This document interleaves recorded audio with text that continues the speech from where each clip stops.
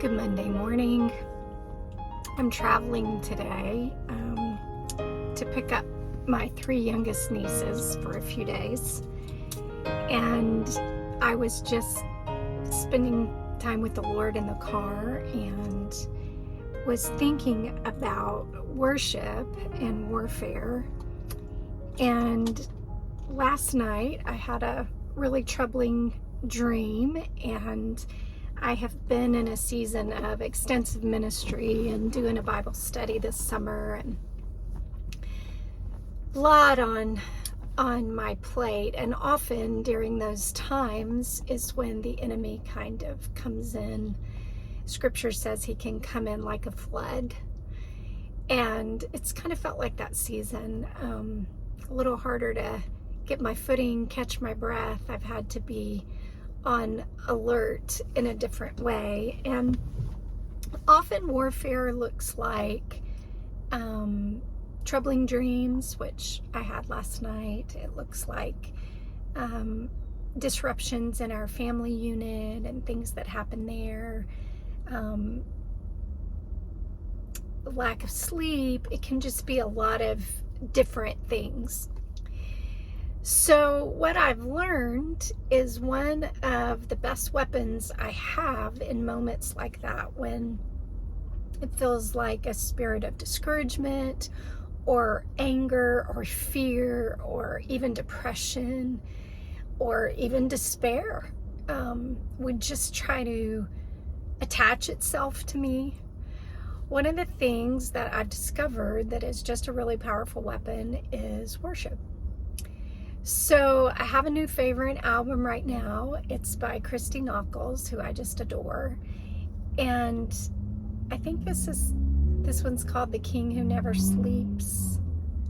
I'm not sure. Anyway, that song is on the album. So I spent the first hour of my drive just marinating in that album, singing, listening, praying as I listened, and just letting it cover me, my heart, my mind, my spirit. And by the time it was over, I had felt all of that residue from my dream last night, and just kind of the anxiety that it left me with just kind of fall away, because that's what worship can do. There's a story in the Bible, I think it's 2 Chronicles 22, I think, a story of Jehoshaphat, who has enemies on every side, and he's having to go to war, and he inquires of the Lord what is his strategy of battle. And so the Lord lays out this strategy for him, fasting, prayer. But one of the strategies is to send the praisers, the worshipers, the musicians out in front of the army. Does that make sense in a war?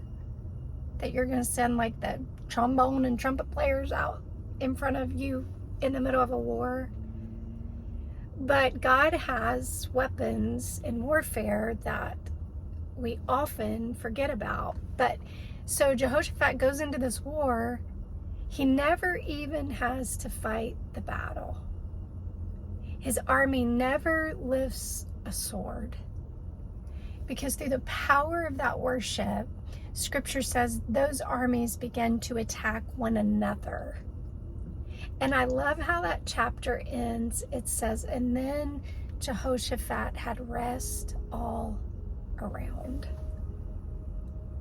So just a word of encouragement to you today. I don't know if you have a battle you're facing. I don't know if you have some warfare going on, and sometimes just putting on worship, letting it saturate your soul, singing along with it, really taking in the lyric, worshiping the Lord in it,